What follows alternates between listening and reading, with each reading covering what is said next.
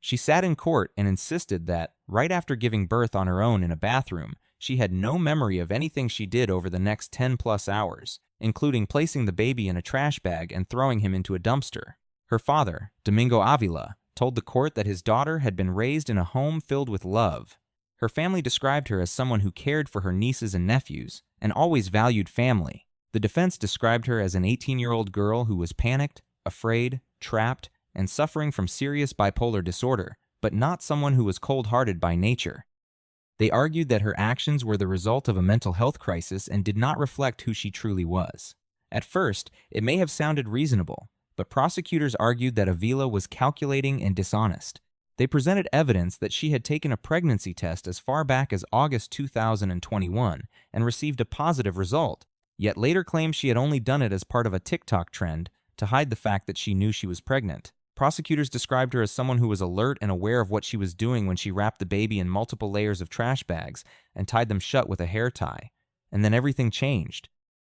What you are about to see is the moment Alexis Avila realizes that planning to abandon the baby was not the same as being innocent. A newborn baby was left in a dumpster, but a miracle saved his life and brought the crime into the light. This is one of the most disturbing and appalling cases to shock the city of Hobbs, New Mexico, involving an 18-year-old woman who was found guilty of attempting to take the life of her own newborn baby. And every detail you are about to see has been verified through court records, law enforcement, surveillance footage, and testimony at trial. Now, if this is your first time here, I'm really glad you found this channel. Every day, I dive deep into real criminal cases, breaking them down piece by piece so we can actually understand what happened and why. If that sounds like something you'd be into, go ahead and hit subscribe. It's free, and it means a lot. Okay, now let's get back to the case. If you have never heard this story before, prepare yourself, because what happened in Hobbs, New Mexico, on the 7th of January 2022, will challenge everything you think you know about the sacred bond of motherhood and betrayal within a family. In Hobbs, New Mexico, Alexis Avila was still at the edge of adulthood when her name became tied to one of the most closely watched criminal cases in the state. She was 18 years old in January of 2022, a young woman living with her family, attending school, and, according to what her family later said, giving no clear sign at home that she was pregnant. The victim in the case was her own newborn son, a baby who survived only because 3 strangers heard a faint sound coming from a dumpster behind a shopping area and decided to look closer. Before that night, Avila's family said they believed she was dealing with stomach pain or constipation, not pregnancy.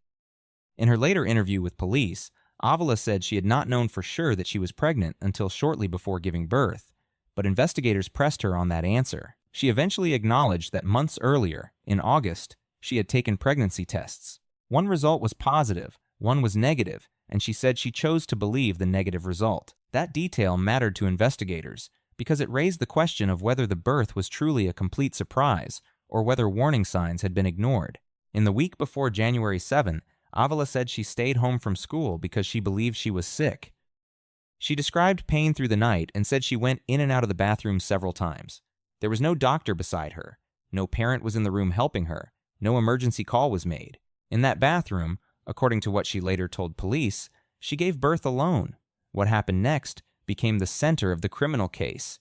Avila told investigators that after the baby was born, she cut the umbilical cord, wrapped him in a towel, and placed him inside a trash bag.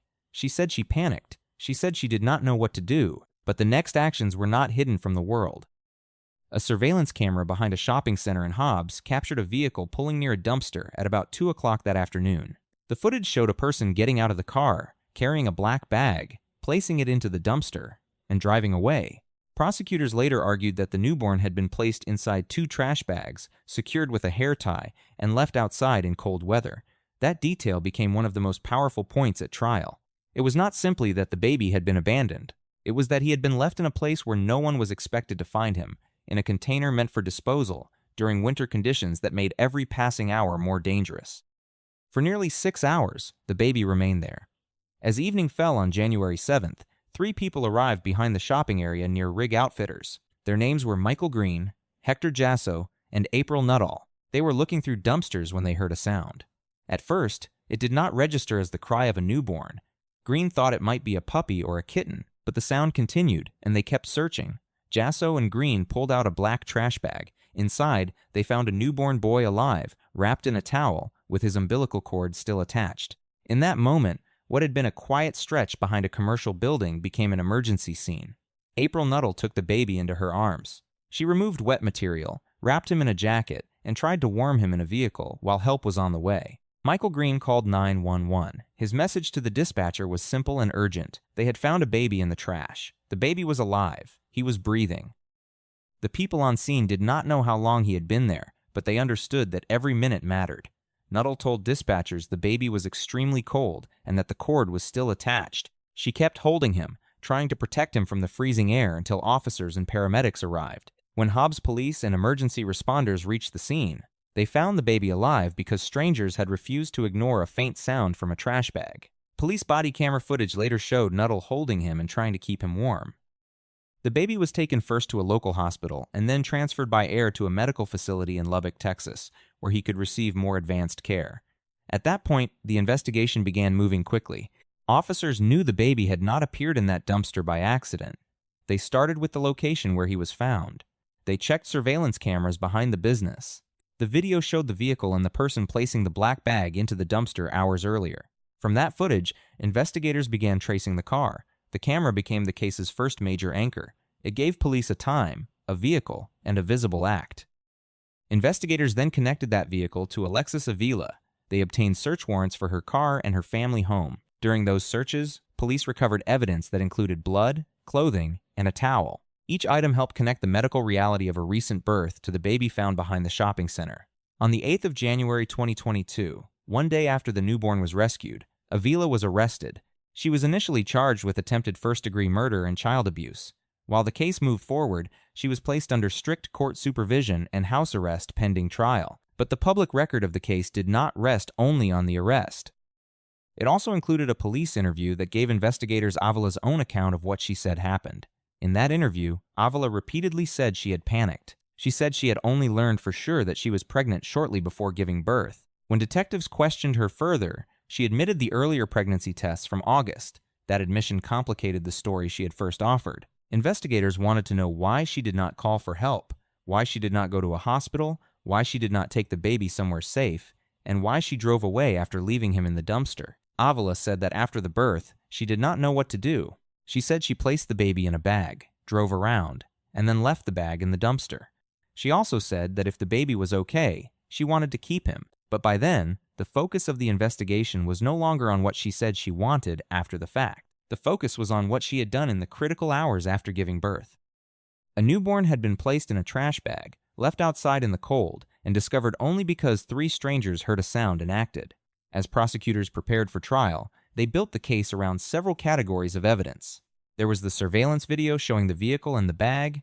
There were the witnesses who found the baby. There was the 911 call. There was police body camera footage from the rescue. There were the medical records showing the baby's condition. There were the search warrant results from Avila's home and car. And there was Avila's own interview with detectives. The case went before a New Mexico jury in April 2023. By then, Avila was 19. The prosecution framed the case around choice and time. They argued that she had other options. She could have called 911. She could have gone to a hospital. She could have asked someone for help. She could have used a safe surrender location under New Mexico's safe haven law. Instead, prosecutors said she left the newborn in a dumpster and did not return for him. The camera footage was central to the prosecution's presentation. It allowed jurors to see the movement of the vehicle and the act of placing the black bag into the dumpster. The state also emphasized the weather, the length of time the baby remained outside, and the fact that the rescue came only because Green, Jasso, and Nuttall happened to be there and listened closely enough to investigate what they heard. The defense did not argue that leaving the baby there was acceptable. Instead, Avila's attorneys tried to separate the act from the highest level of criminal intent. They argued that she had not formed a calculated plan to end her son's life. They pointed to mental health issues, including claims of an undiagnosed condition, emotional dissociation, and panic after a traumatic solitary birth.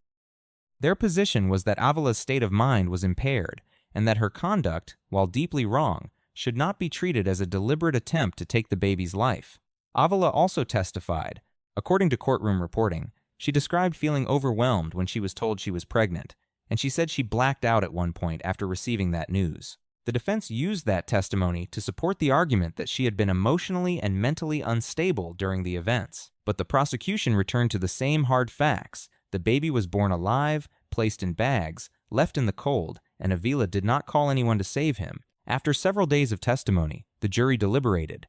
On the 14th of April, 2023, Alexis Avila was found guilty of attempted first-degree murder and child abuse, resulting in great bodily harm. The verdict meant the jury had rejected the defense argument that her mental state removed criminal responsibility for the charges. The focus now shifted from what happened to what punishment the court would impose. Sentencing took place on the 1st of May 2023. Prosecutors asked for the maximum sentence of 18 years. They argued that the baby had been given no protection, no warmth, no medical care, and no chance except the chance created by strangers. The defense asked for 6 years, pointing again to Avila's youth, mental health, and potential for treatment. They argued she was not beyond rehabilitation and that her sentence should reflect the circumstances surrounding the birth as well as the criminal act. The courtroom heard from people directly tied to the baby's future and to Avila's family. Stephen Astorga, the baby's father, spoke about his son as a healthy and loved child who would grow up despite what happened in his first hours of life. Avila's father, Domingo Avila, also spoke, describing his daughter as someone raised in a loving home and expressing hope that his family might one day know the child. Then Avila spoke. She cried and apologized to her son and to both families. She said she loved him. She said she regretted taking away the chance for her son to be loved by the family from the beginning and regretted missing the early milestones of his life. It was the moment when the legal record and the human damage stood in the same room. Judge William Shoebridge imposed an 18-year sentence but suspended 2 years because of Avila's age and mental health factors. The final sentence was 16 years in prison, followed by 2 years of parole. The judge also ordered Avila to continue treatment, take prescribed medication, pursue education, and take parenting classes while serving her sentence. The judge made clear that the outcome could have been even more severe if not for the rescue. He noted that luck and the actions of 3 strangers were the reason the court was sentencing Avila in a case where the baby survived. Without that intervention, the case might have carried an entirely different weight. After the 2023 sentence, Avila appealed. In November 2025, the New Mexico Court of Appeals upheld the conviction, rejecting arguments tied to jury instructions on the insanity defense. Prosecutors said she would be returned to custody. By January 2026, local reporting said Avila had filed a motion seeking a reduced sentence, citing her progress and plans to graduate from college. The conviction, however, had been upheld, and the child survived and was reported to be in the care of a family. The case remains one of New Mexico's most disturbing newborn abandonment cases because of how narrow the line was between survival and loss. It began with a young woman giving birth alone in a bathroom. It moved to a dumpster behind a shopping center, where a camera recorded the moment that became the heart of the prosecution's case. It turned because 3 strangers heard a sound and did not walk away, and it ended, in court, with a conviction, a 16-year sentence, and a child whose first hours of life became evidence in a criminal trial. For viewers following the case, the power of the story was not only the surveillance video, but the contrast between the silence before the rescue and the urgency after it. For hours, no one in that shopping area knew a newborn was inside the dumpster. Then, in a matter of minutes, ordinary people became first responders, police became investigators, and a hidden birth became a public criminal case. Every major stage of the prosecution returned to that same narrow window, the time between the bag being left and the moment the baby was found. The safe haven issue also became part of the larger public conversation. New Mexico law provides ways for a parent to surrender a newborn safely without leaving the child in a dangerous place. Prosecutors used that reality to argue that Avila had options beyond abandonment. The defense answered that panic and mental health can overwhelm a person's judgment, especially after giving birth alone. But the jury had to decide the case on evidence, not sympathy. The video, the cold weather, the hours that passed, and the failure to call for help carried the most weight. By the time the sentence was read, the case had become more than a local headline. It was a courtroom record of decisions made in isolation, a rescue that depended on strangers, and a legal system forced to measure youth and mental health against the danger faced by a newborn. For the child, survival came before justice. For the court, justice came after the evidence, and for Alexis Avila, the verdict meant that the few minutes captured on camera would shape the next 16 years of her life in a very real way. The strongest message from the Alexis Avila case is that panic does not erase responsibility when a newborn's life is placed in danger. This case began in isolation, with a young woman giving birth alone and claiming she did not know what to do. But the evidence showed that there were safer choices available. She could have called 911, gone to a hospital, or used New Mexico's safe haven option. Instead, a baby was left outside in the cold, and survival depended on 3 strangers hearing a faint cry and choosing not to walk away. The lesson is that fear, shame, and mental distress can become dangerous when they are hidden until a crisis explodes. Families, schools, clinics, and communities must take signs of pregnancy, emotional withdrawal, and medical distress seriously, especially with young people who may feel trapped. The case also reminds every viewer that help must be sought before desperation becomes an irreversible decision. A courtroom can deliver a sentence, but it cannot remove the first hours that child endured.